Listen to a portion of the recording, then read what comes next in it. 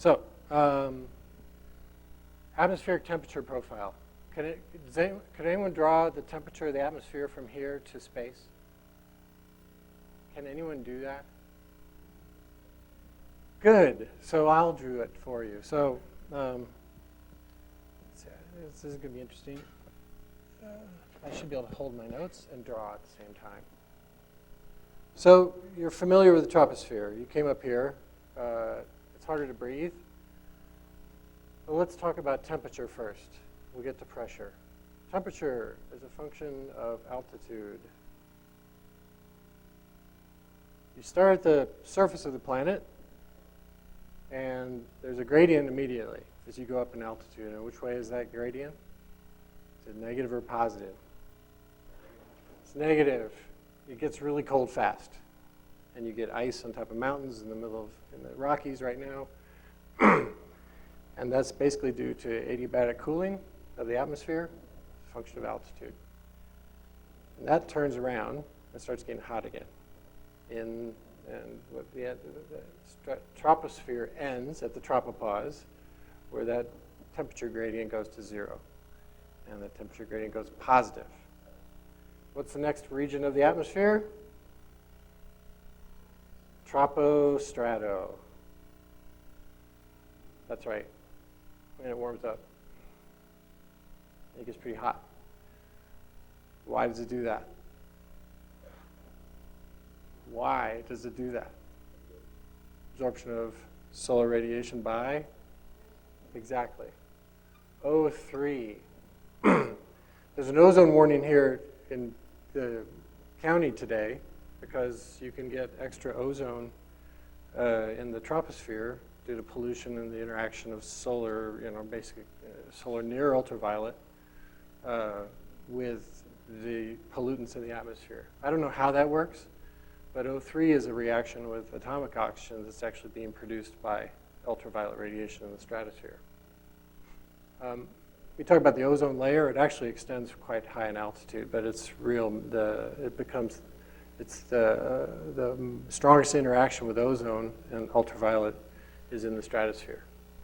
So then that whole thing turns around because you run out of ozone because the atmosphere is getting thinner and thinner. And it goes terribly way south. And in fact, the coldest temperature anywhere on the planet is at the mesopause, which I'll just draw here, which is about 85 kilometers. Because you're doing this again, there's not much absorption of radiation here, so the atmosphere is allowed to go ahead and cool off with altitude. And it does that all the way up to about 85 kilometers, so you can get to really cold temperatures like 100 K.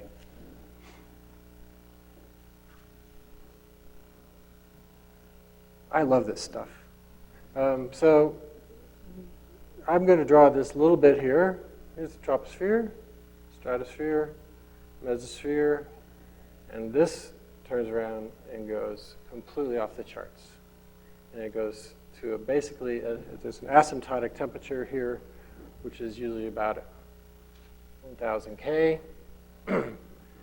Where this turns around, this is the mesosphere. Sorry, I should have said meso. For middle.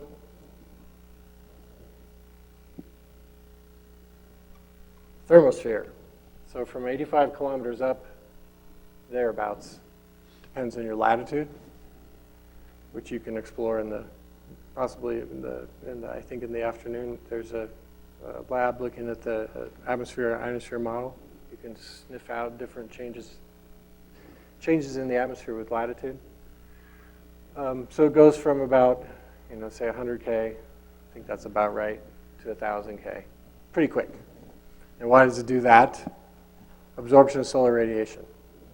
But we're not absorbing the atmosphere that's, O3 is active down here and absorbing radiation in the middle ultraviolet. This is everything else. This is O2 dissociation. The processes that are occurring here are ionization and dissociation of O2. Yes? Temperature again. And this is, call this 100. I'll do a log, 1,000 kilometers. Okay? So what I want to talk about today next is talk about the absorption of radiation in the atmosphere, how that works, the simple math that surrounds it, and how you can get to some simple expressions that explain a lot about what's also sitting here, which is the ionosphere. So the ionosphere, I want to stay, I'll draw the ionosphere. I did a log plot, which is bad. The ionosphere is a nice linear thing. That's a nice ionospheric density plot. This will be altitude from, well, say this is a nighttime plot. I'll call this nighttime ionosphere. It's just sitting there, and its peak is about 300 kilometers, and it's mainly made of O+. That's the main constituent. All this O2, which is absorbing radiation from the sun, gets destroyed, ionized, trades charge. The products, if they're charged, they trade charge with other things, but you end up with a lot of O+. That's the main constituent in our ionosphere.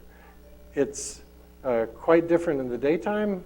In the daytime, I'm going to get daytime out. Daytime ionosphere is going to be more like this. So this is going to, nighttime ionosphere sort of really drops off at about 200 kilometers. Daytime ionosphere ends up pretty loaded all the way down to 100 kilometers, although it's dropping fast. And this is not made of O+ anymore. O+ is way too reactive. Above 200 kilometers, you're dominated by diffusion. You're creating charged particles by dissociation of O2, and it diffuses upward from where it's produced. The daytime ionosphere down to 100 kilometers is largely driven by chemistry, and there's a lot of chemical reactions. Ion chemistry is dominating. The ion chemistry is driving the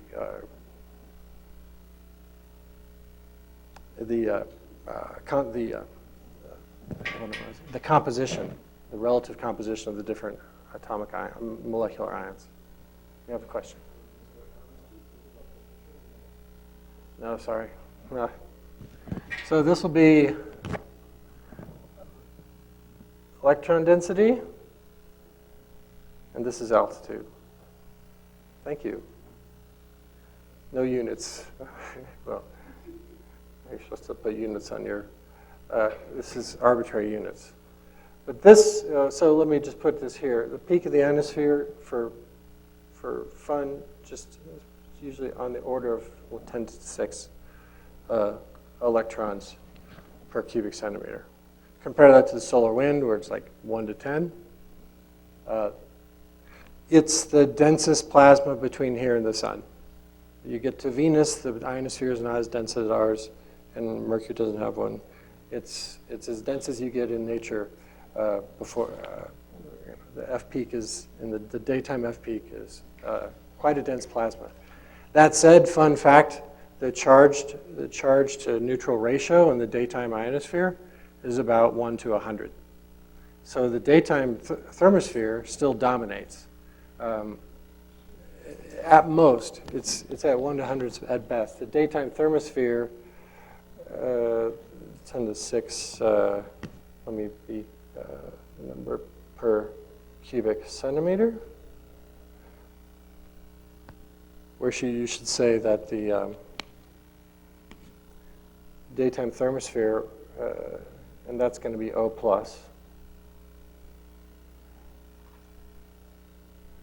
You have about 10 to the 9th per cubic centimeter of O. This is all about 300 kilometers. The numbers are different where you go, where you look, day, night, season, solar cycle, but this is just to give you a sense of what the values are. It's just keep in your back pocket.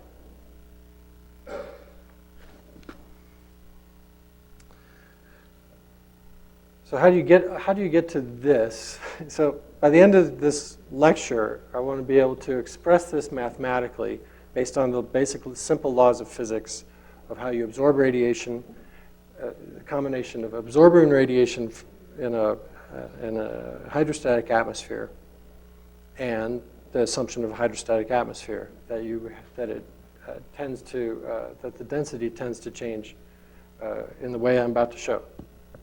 So,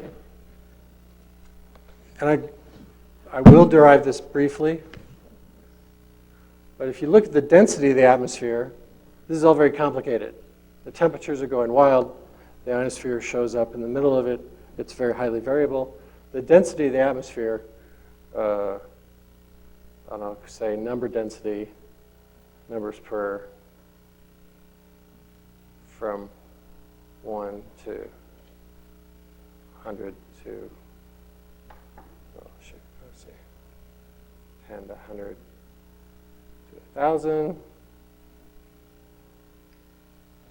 It's not as exciting. It kind of goes like this, and it kind of goes like this. That's an easy plot. And the density over Boulder. Neutral density of atmosphere. Let me correct it. I think I made an error. The temperature is important, but it's not that important. Relative to, basically relative to absolute zero, the changes in the bottom part are not large compared to what's happening when you get to the thermosphere. So what's really, I'd like to show is that there's going to be some wiggles here, but then the curve definitely changes right about here. There's an inflection where the temperature shoots off from the coldest to the hottest by a factor of 10. So there's, let's say, slope number 1, slope number 2, and there's a slight change in the slope. I don't want to get into that too much, but let's start talking about why that is. Hydrostatic, so there's one assumption in hydrostatic equilibrium that we're going to make. There's ways to characterize the atmosphere. What is that slope going to look like? Well, you can tell someone exactly what the density is somewhere else from if you measure it here, if you make some assumptions about the atmosphere, if those assumptions are valid.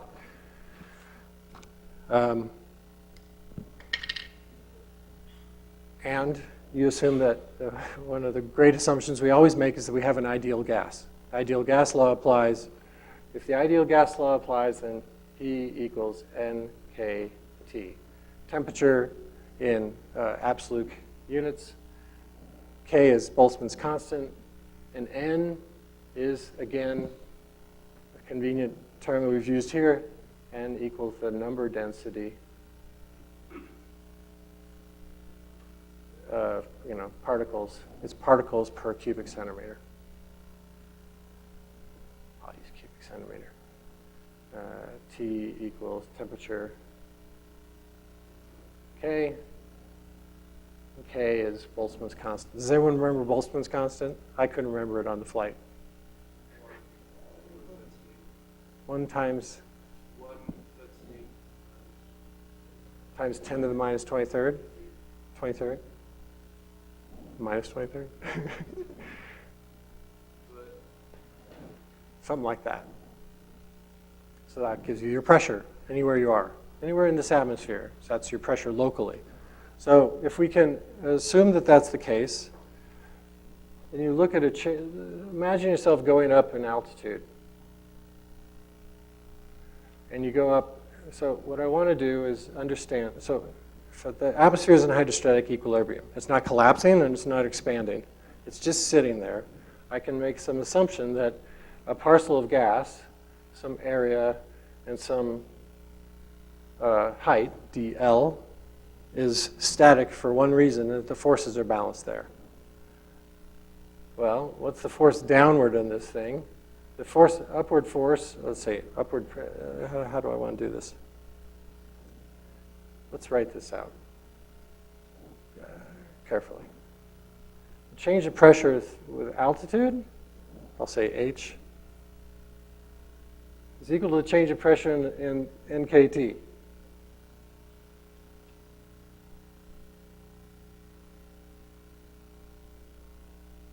Right? And I'm going to make a big assumption here, which you can go on and do more carefully and get similar answers, but there's some differences. We're going to assume temperature is constant. I know it's kind of silly, but locally it's a valid assumption. The temperature between and a differential portion of the atmosphere, the temperature can be assumed constant.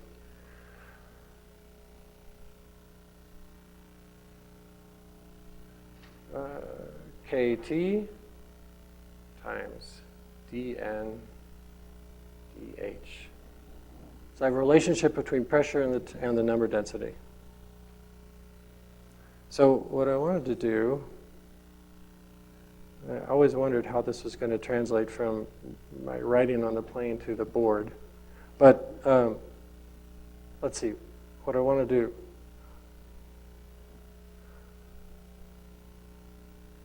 Oh, well, this is also equal to something else. So, right. There's another way to look at this.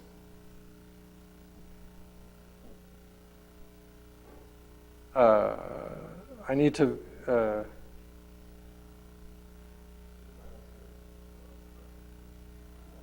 gravity force. Who said it? Did someone? Yes, it's balanced with gravity.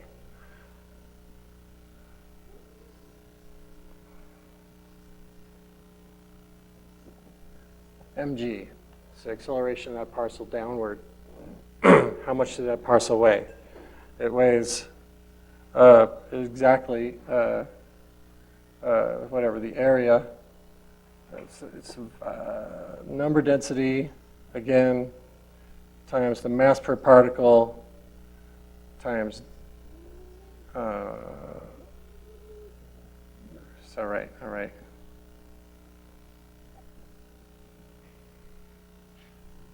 Times G. This, I said DL. I'm sorry, I screw up your notes. I switched to everywhere to DH. You forgive me if I make this change in height. So, and what I found right away is that you end up with a relationship between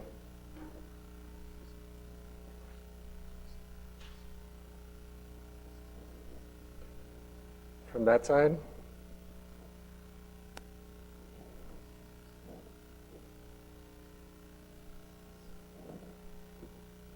How am I doing? I think this is where I wanted to start over and throw my notes away.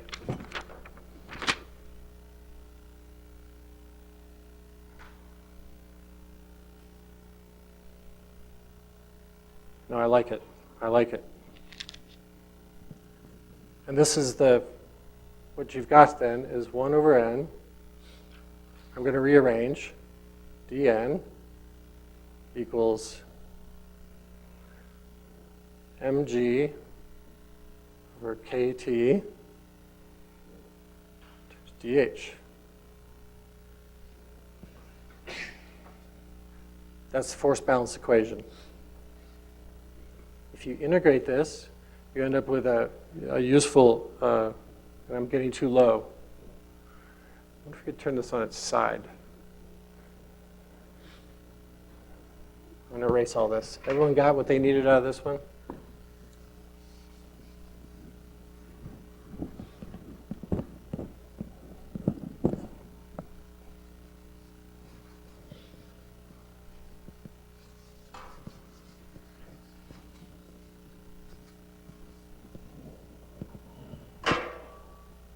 Integrate that equation from one height to another, or from n1 to n2, integral of 1 over n dn, from one height to one other height, mg over kt times dH. And hang in there because what's going to come out of this is pretty interesting. The log of n2, this is a natural log, the integral of a 1 over n. The n is a natural logarithm.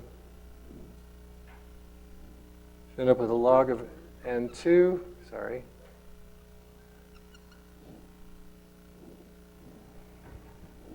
H, and this is just a simple expression. This is back to h, but evaluated at h. This is a negative sign minus h1 times mg over kt. Or I can express this by getting rid of this natural log. I get an exponent on the right, such that n, so, and this is going to be at e to the minus h.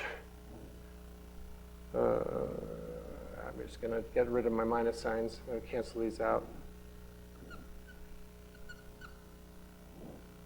H. What's that big H? That big H is this thing. It's the scale height of an atmosphere.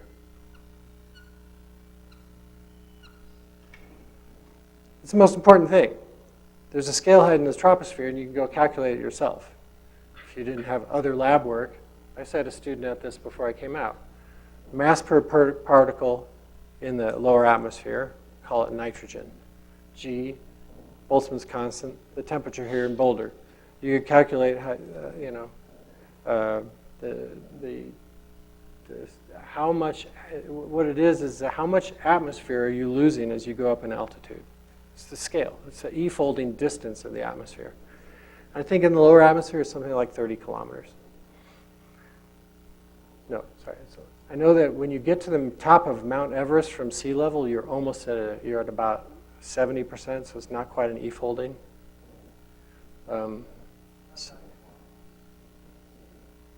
About 9 kilometers. Thank you. Top of Mount Everest. So it's higher than, a little taller than Mount Everest. Great. So that's a useful quantity to have in your pocket for a number of things. If your temperature goes up from, say, 200 Kelvin, 270 room temperature, up to over 1,000, your atmosphere gets a lot, the e-folding of the atmosphere drops by a comparable amount. So the atmosphere is, in a hot thermosphere, you have a much different atmosphere than here, but you're going to, let's quit talking about it. It's an interesting thing to have in your back pocket. It works out that this is whatever, this is meters squared, kilogram, meters per second. I love doing units. It's such a satisfying thing to watch things cancel. Kilogram, meters squared per second squared. Did I get it? What am I doing? Meters per second squared. How did I get it wrong? I'm wrong. Ha. Sorry, gang. That's why you do your units.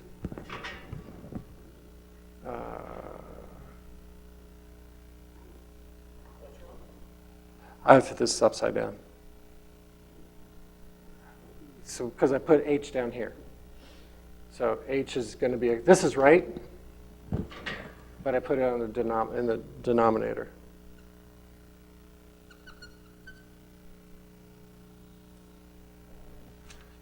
Once you get it, I guess in PowerPoint, it's not wrong. Nothing's wrong in PowerPoint. And that's why you check units. Holy cow. That's always, I'm not good at math, but I can check units. Okay. How are we doing? Use Dr. Grunsfeld to come in anytime now. Give me a break. All right. So I've done this derivation. I'm gonna lose it. I don't have anything here I want to keep. I think there's going to be a few things I want to keep as we go.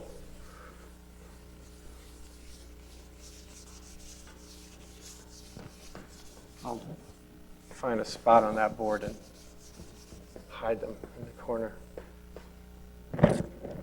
All right. What's this? Oh, this is my keeper board. All right, let's put one on there. Don't use that one. Thank you. It'll run out so fast. Look, I think if the Sharpie's working. Okay, great. All right.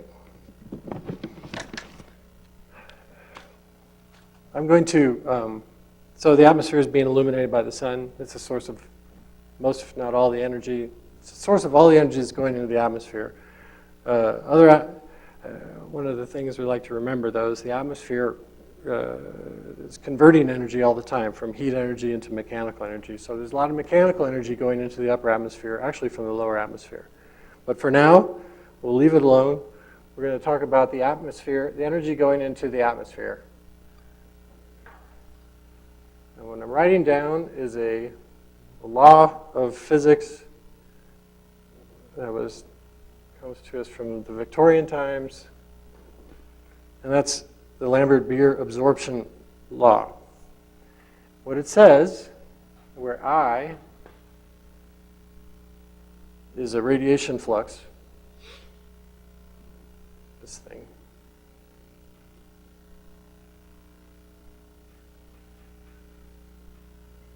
it's an energy per meter squared.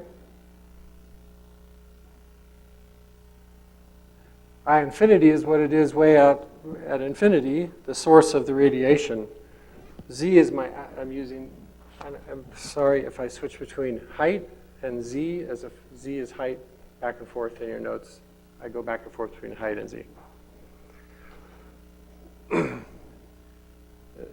What it was at infinity, the radiation budget at the top of the atmosphere, basically, at the sun, and this is where it is where I'm at. I'm making my measurement. It's an E folding of the external source to a power of tau, which is a function of Z, negative tau. And tau is a particularly important function. Because of its simplicity, you can imagine there's a lot packed in there. Can't even draw that.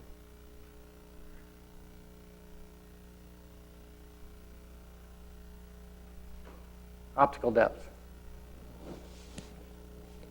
So the optical depth is, say for instance, you're in some portion of the atmosphere, and the light you're observing from the sun is an E folding of the light that the sun actually produces, then you know that your optical depth is 1. If you're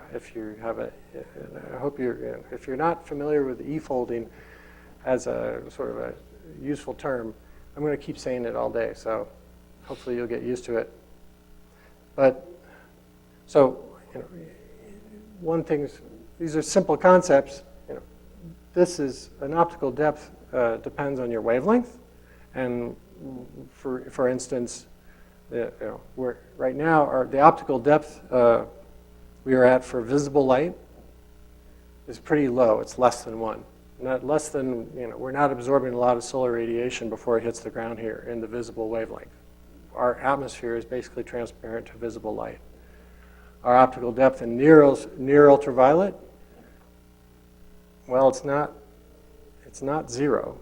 It's at more than 1, but the optical depth is deeper in San Francisco to ultraviolet than it is here in Boulder. You're right on the edge. You're actually able to, in the ultraviolet, you go to higher altitudes, you're moving through an atmosphere which is absorbing it actively.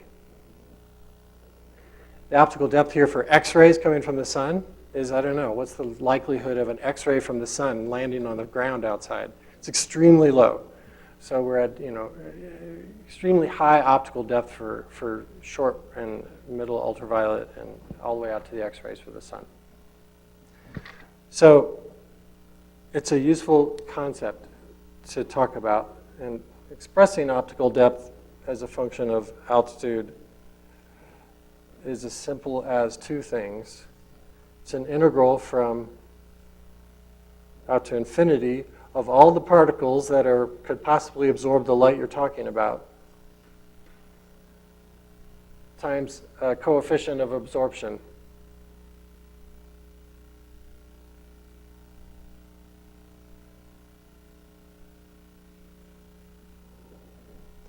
Which is just the likelihood that a photon will be absorbed by a particle. And so you count, so every particle is actually, you can put this in here, so these two belong together. Every particle you have, what's the likelihood that it's going to absorb some light? Or a photon. And integrating all of those particles and all those probabilities out from where you are, sorry, this should be a Z, all the way out to your source, tells you your optical depth. It's a straightforward calculation. So if you look at, I guess there's another good example. Visible light's not attenuated by the atmosphere, but it is by the ocean. Is anyone a diver? You're a diver? So how deep do you have to go before it starts seeming sort of dark? 80 feet? So that's an E folding right away. Easily, the optical depth to visible light of the ocean is probably, you know,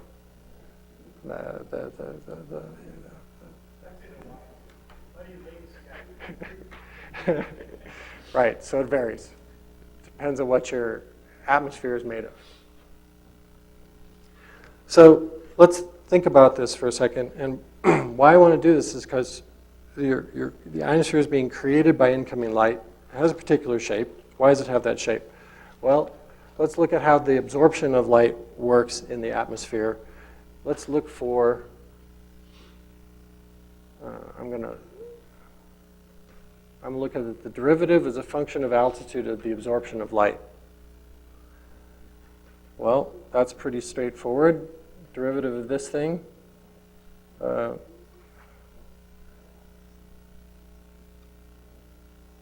E to the minus tau. So derivative of an exponential. That's pretty straight.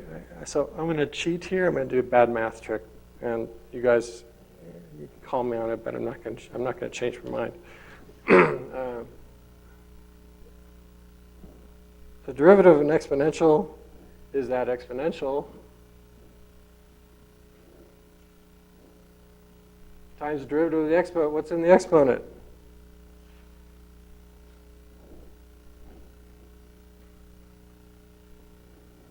And if you're going to have to forgive me, but derivative of, we know what the optical depth is. Derivative of the optical, derivative integral is the thing. d tau dz equals sigma n. We'll put z there just for fun. I'll plug that in right now. I know you're probably supposed to be more careful when you take the derivative of an integral.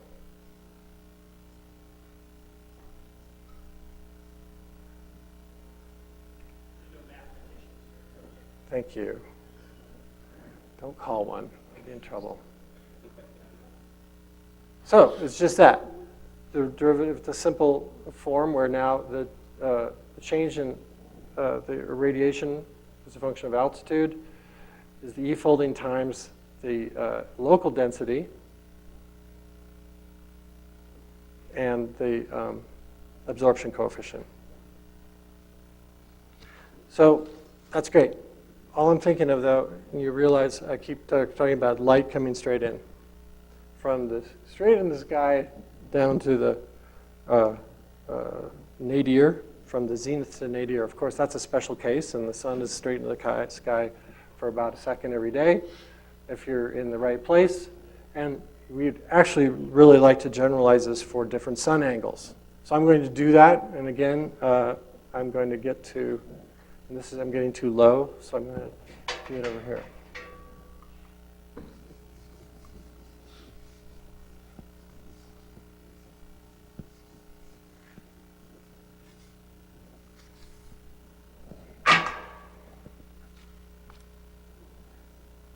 So let me draw a little picture to help the argument.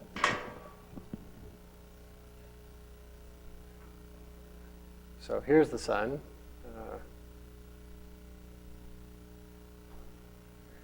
And here's the zenith. The solar zenith angle is something you use all the time when you're talking about radiation and atmosphere. It's the angle of the sun from the zenith. And we use chi for that in textbooks on radiative transfer. So there's there's an altitude that the light would be transiting. For a particular change in altitude, the light actually has to go through a longer path. And that longer path is, let's see, opposite hypotenuse. Let's call this DL. Adjacent over hypotenuse. This is, I'm sorry, I need my chi where I can see it.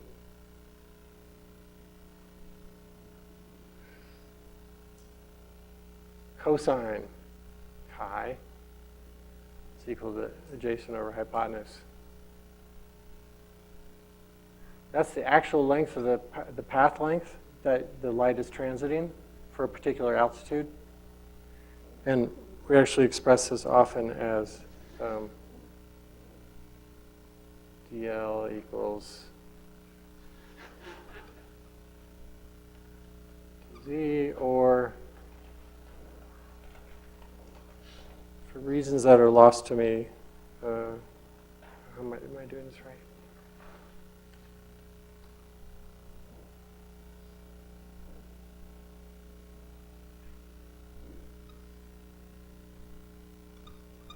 Secant chi equals dz.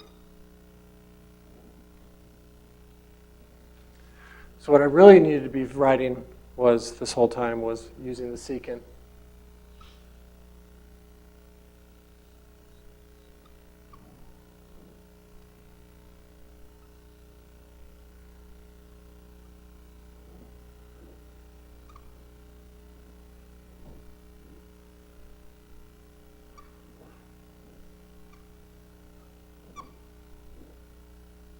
That's just an n. That's the local n.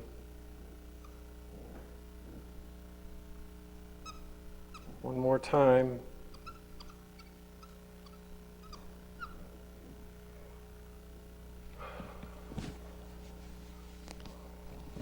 Right. The secant goes, the optical depth specifically needs to be calculated with the secant, because the optical depth is not just the particles in the vertical path, but the particles along the horizontal path. So that's fairly straightforward. Now,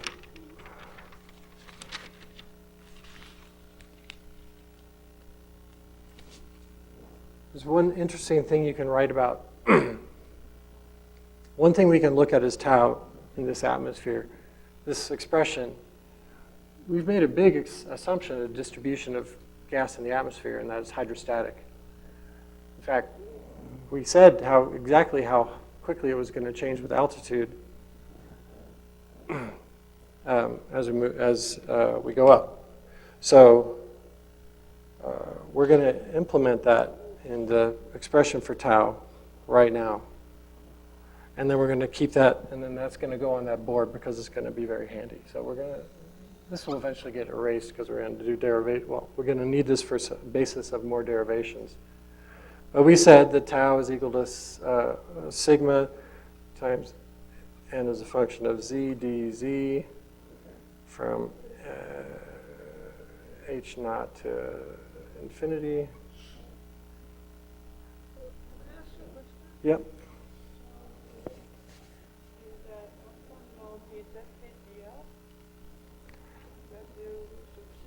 Yes. Because I wrote z in all my notes, and then. Yeah. Then I think that dz equals that. You're right. Yes, I know. So the question was, she caught me. So shouldn't this be, you're doing a substitution, mister, so what is this business? Shouldn't this be DL everywhere now? The answer is yes, but in my notes, I hacked it and I left it just the way it was. So this is actually the way to take it into account appropriately. What I think should have been all the time is this should always have been DL. Whatever length, whatever it is, that's what I'm assuming. And specifically getting things in terms of vertical height specifically, that's sort of a conversion back to what I should have been using. So this has always been DL. This has always been DL, but constrained to a vertical atmosphere where Z is up.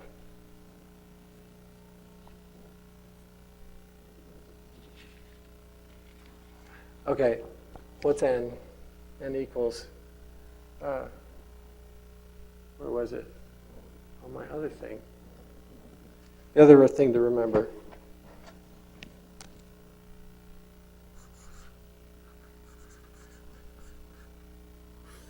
Ideal gas law, scale height definition.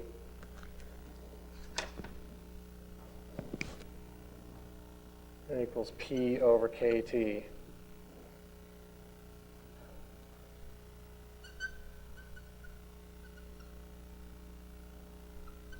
P is a function of altitude, KT.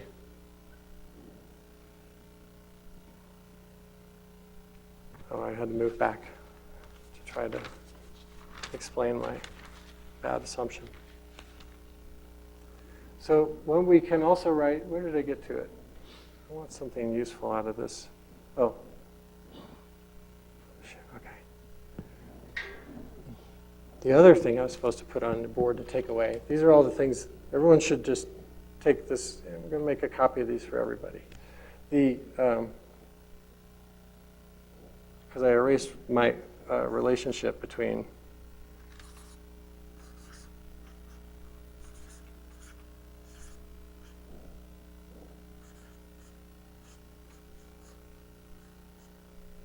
atmosphere and hydrostatic equilibrium. That can be converted into a pressure and hydrostatic equilibrium just as easily with KT by multiplying both sides by KT. So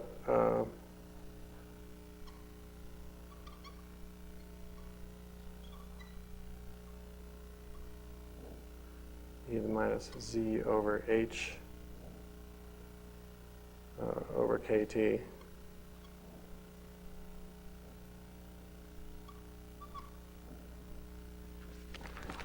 Believe me, this is going to be fun. But I want to move over. I'm going to move. I can do this. I've got my ideal gas law written down over there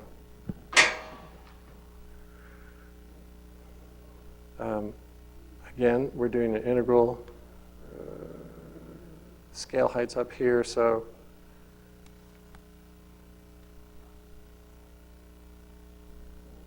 I'm going to get everything outside of the integral that doesn't belong in it.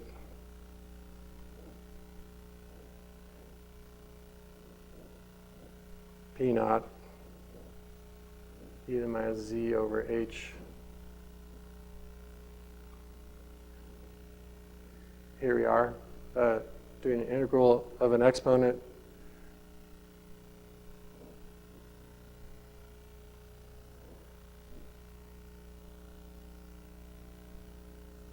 KT, H is coming down, but what's that?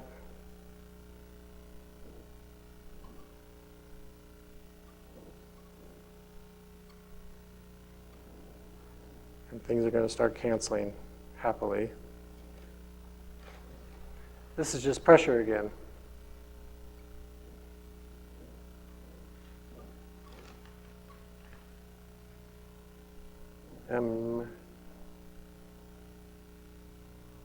Mg.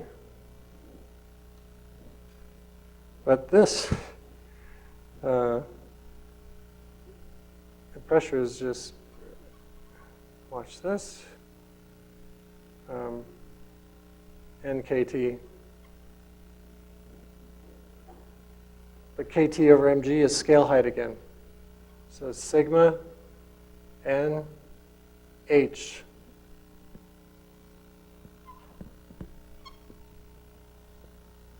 That is going over on this board.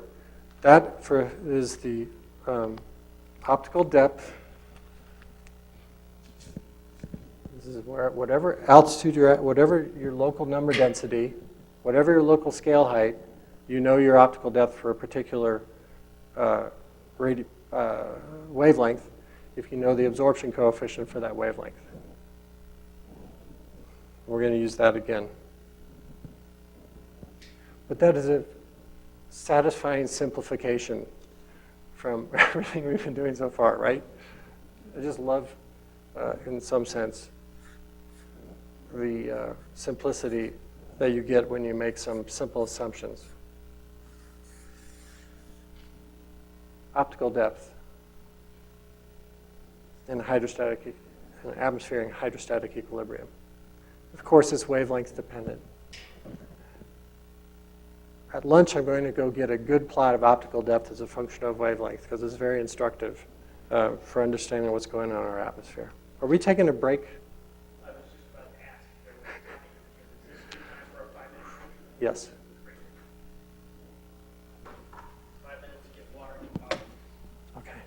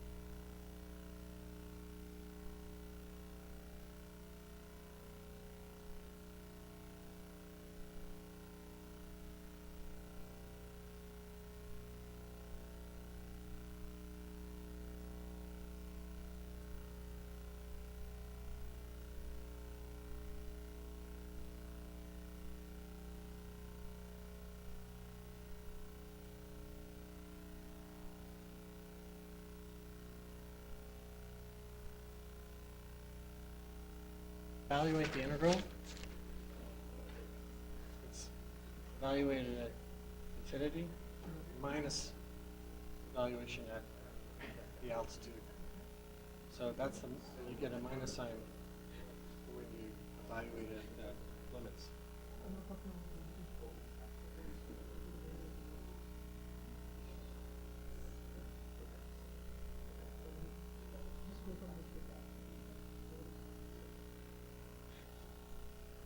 I understand. I see the problem. I get your question. That's all you want to do. Okay.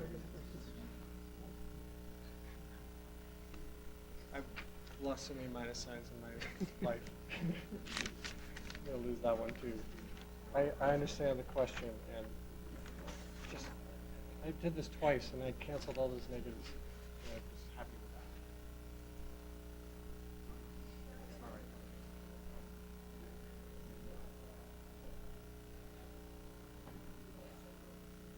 I'm going to waste this board.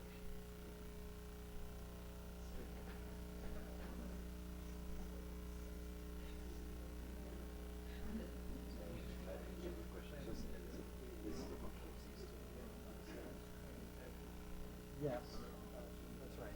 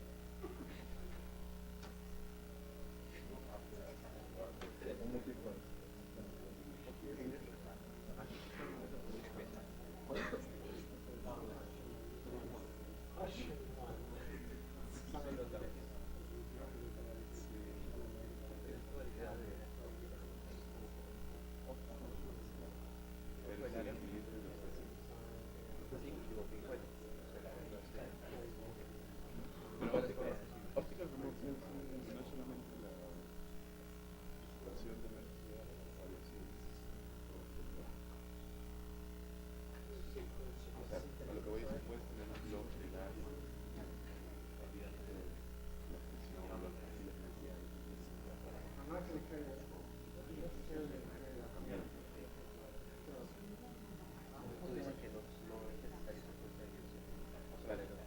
Lo que voy es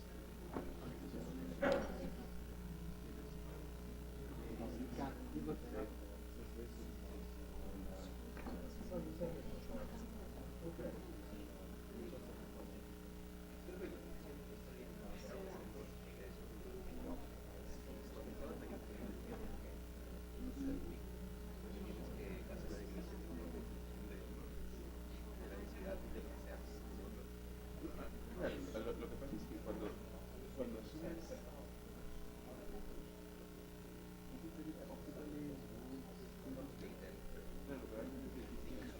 cuando la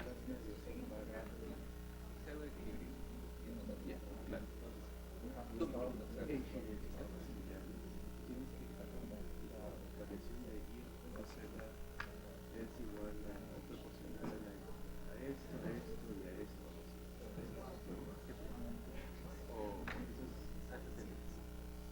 Okay, so we'll keep going. A couple things brought to my attention that if I throw a secant in here, I should throw the secant in here, generalizing to all. Who else has derived the Chapman function before besides you? All three of you. We're good. Okay. So that's what we're going to get to is a Chapman function. And why I want to get to a Chapman function in the Ionosphere section is because Spear's law of, I'll tell you a story. When I was in grad school, the Royal physicists were using transport code to move electrons into the atmosphere and crash them into the atmosphere to produce light, to produce chemical products, to produce ions. And they borrowed it simply from folks down on the 5th floor. I was on the 7th floor. The 5th floor was radiation group. And they had written this code that was for the transport of light into an atmosphere and how it's distributed. And they were working with flying planes around the Arctic. They were doing circles in different altitudes and all this radiation monitoring and program for Arctic radiation measurements. But their transport code that they used for light was completely applicable for aurora. So whenever you're trying to show something through an atmosphere, which has some changing the density profile, changing the composition of altitude,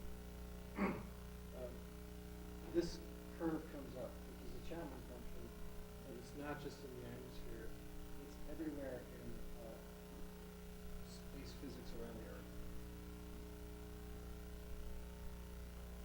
So let me go back to my other notes.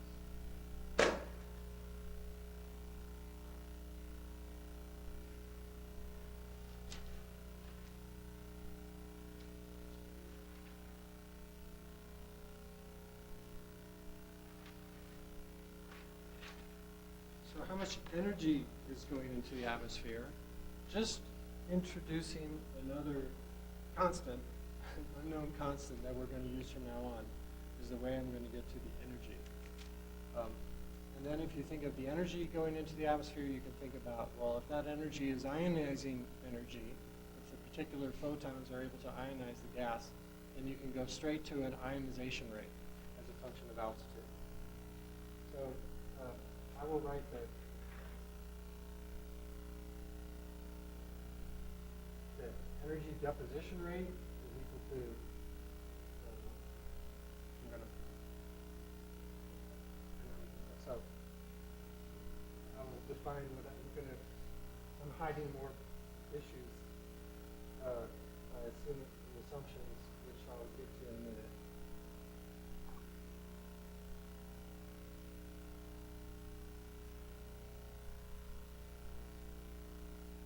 Right?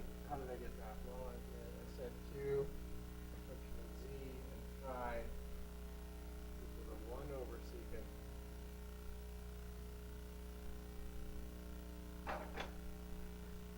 Changing the radiation flux per altitude. So I'm subsuming my secant in here into absorption coefficient or energy absorption parameter, which I think then I'm going to simplify right now to get back to high things here. So, energy.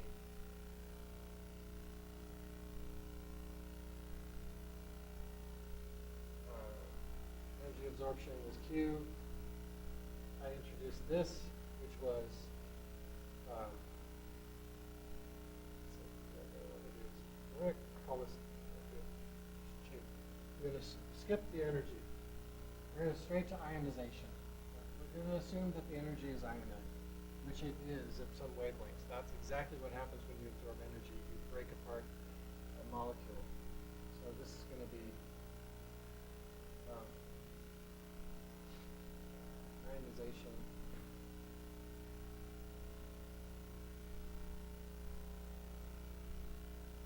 Ionization rate, where this is N is a ionization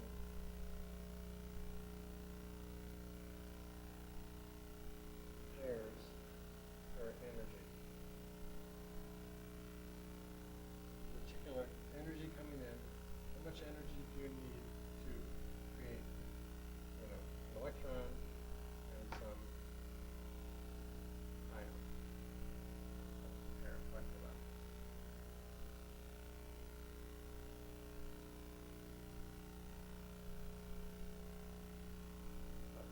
So what I want to do is simplify to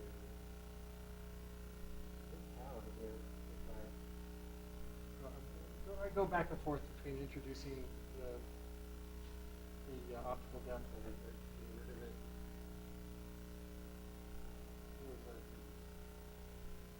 Not long enough place to put everything in order. All right. What I want to know is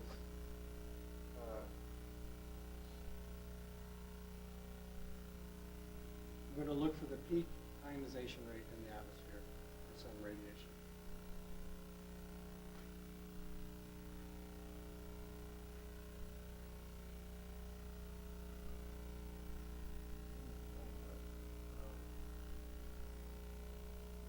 Stands out. HRH.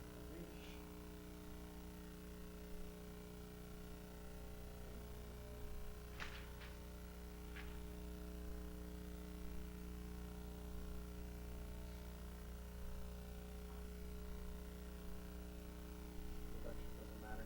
We're doing the top equation. This is just a different for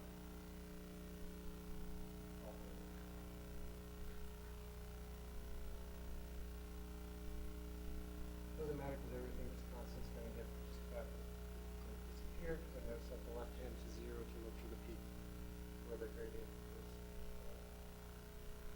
0.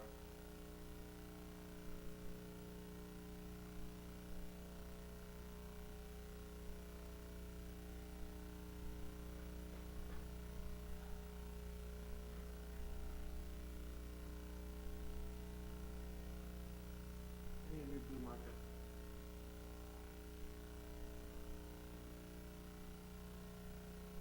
You can't find it.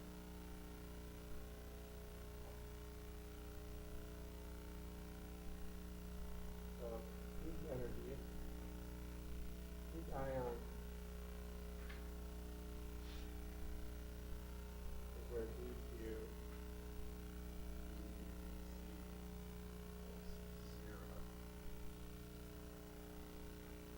Sorry.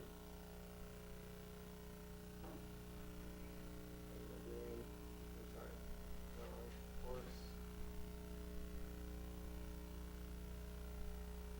I'm doing a derivative. My goodness, I just left it out.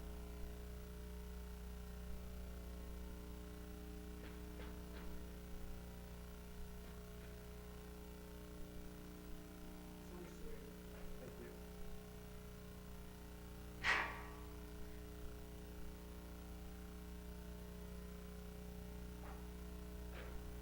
Fluff is just so much more environmentally friendly.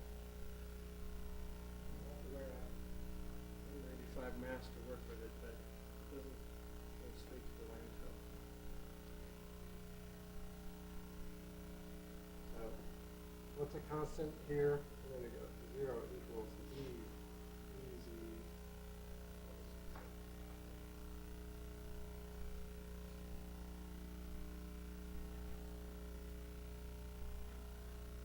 Okay. Finding the peak ionization rate is done by solving this equation, or solving this derivative, which is tricks.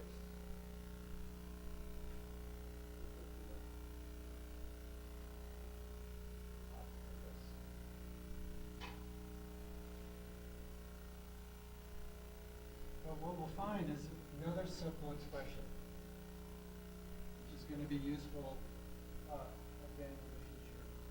The peak ionization rate is like kind of a mess. But when we get to in terms of scale height, again, we're going to be much happier.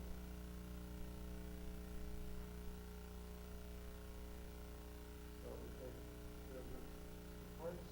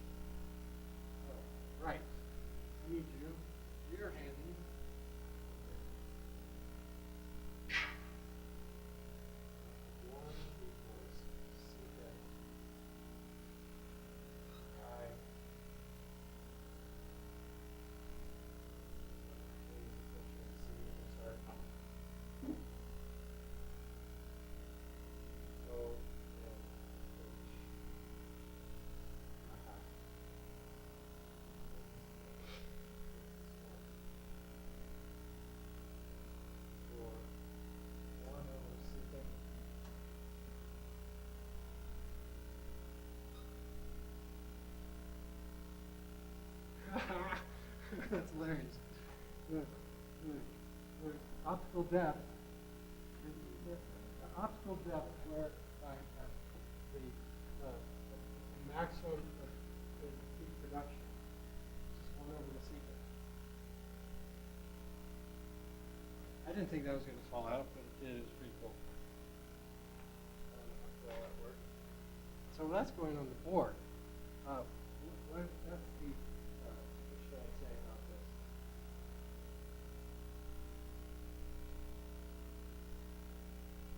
Well, one thing, if you're doing incident, radiation is incident from above. Where's your maximum absorption? Is where the optical depth, this is 1. You get to 1 E-folding, and you are at the altitude at which you're absorbing energy fastest in the atmosphere. In a hydrostatic atmosphere, it looks as this scale height, lower density than columns.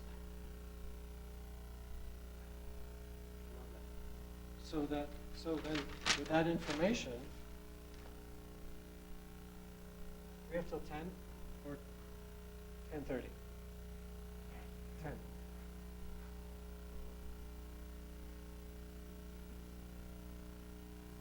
So let's look back at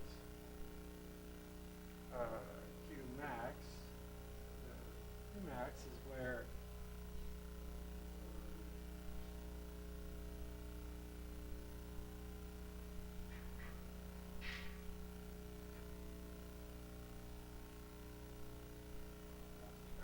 where I was going in this. This U. You're the one.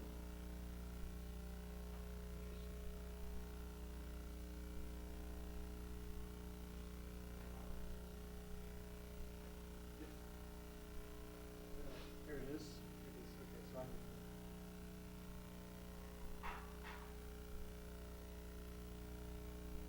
Remember we got all this canceling that I did? I'm going to use this right now. I don't want to really steal the plate and get to this.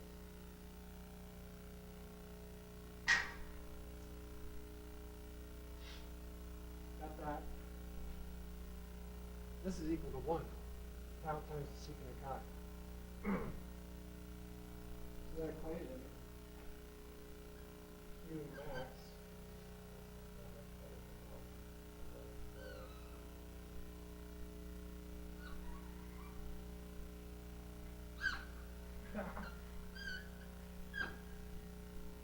Max heating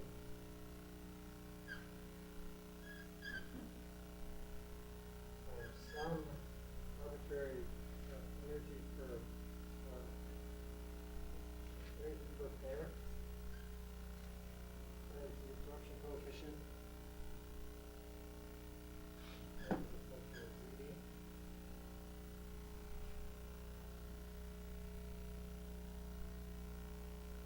Over E.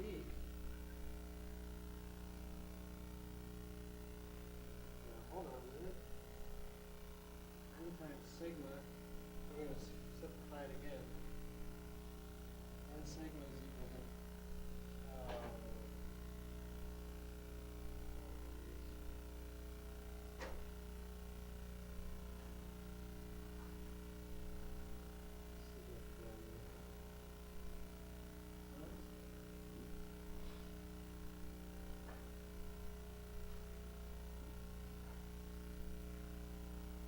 tau is equal to 1.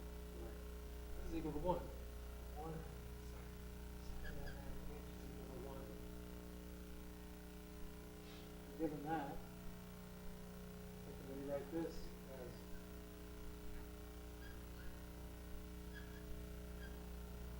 anymore. The outside radiation has the pair production likelihood, has the energy per pair production over H times E.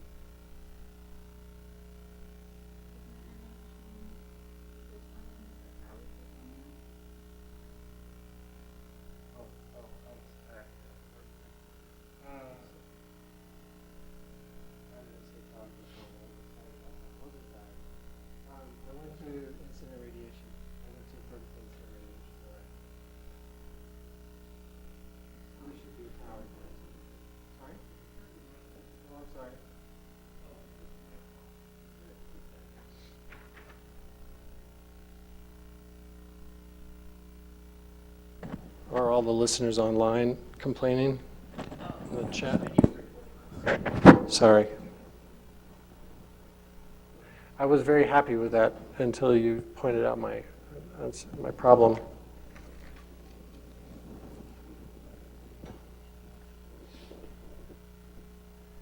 Yes, so for vertically incident radiation, I can say tau is equal to 1.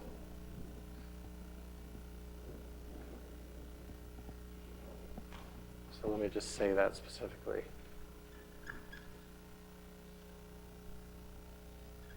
For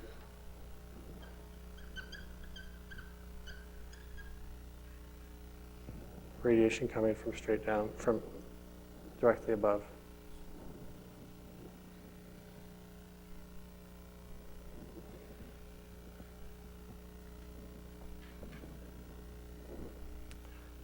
Well, and then the next thing is, can we do the Chapman function before lunch? Got 10 minutes? Sure. All right, guys. It's not one, only one, but break. Break.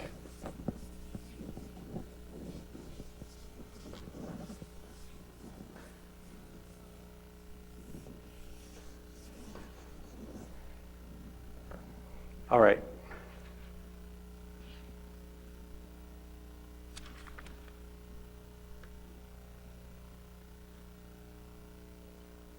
Nope. There's no way I'm going to get that done. So we'll do it after lunch. We'll finish and get to the Chapman function after lunch. It'll be quick and easy. And then I'll actually have some slides to talk about optical depth in the atmosphere, and then go into the dynamics of the ionosphere, imaging of the ionosphere, what the ionosphere does in the day and what it does in the night. I've got some material on that in PowerPoint. So I'll bring some PowerPoint slides after lunch. And I think the lab will sense a lot of that. Right. So the lab's going to be, you're going to be interrogating atmospheric, ionospheric GCM, a general circulation model. What do you want to look for? You will, if I were interested in, things coming into the atmosphere and creating particles or creating ionization or heating the atmosphere, I'd probably look for two things. I'd go look to, I'd go look for the daytime and the nighttime ionosphere in NE. I guess you're being asked for some of these things. I looked at your slide. And then what you won't get is you won't get like a M plus. You won't get the ions all together packed up. What are all the ions? They're going to be separate in separate fields. You're going to have to interrogate it. And you could look at the proportion. You could do a ratio of, say, O plus to NO plus as a function of altitude. And that's going to be, that's going to be our percent proportion or something like this, because the ratio, obviously, where there's none of this, is going to be ridiculous. But at some point, you're going to get some interesting curve as a function of altitude, as the difference of molecular to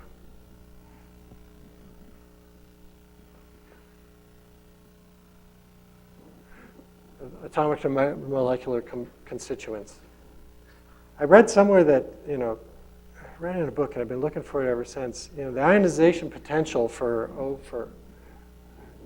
our atmosphere is unique for a couple of reasons. And it's unique because it's got a huge oxygen component that's easily ionized. N2 is terrible to ionize. In fact, I read in a book that it doesn't happen.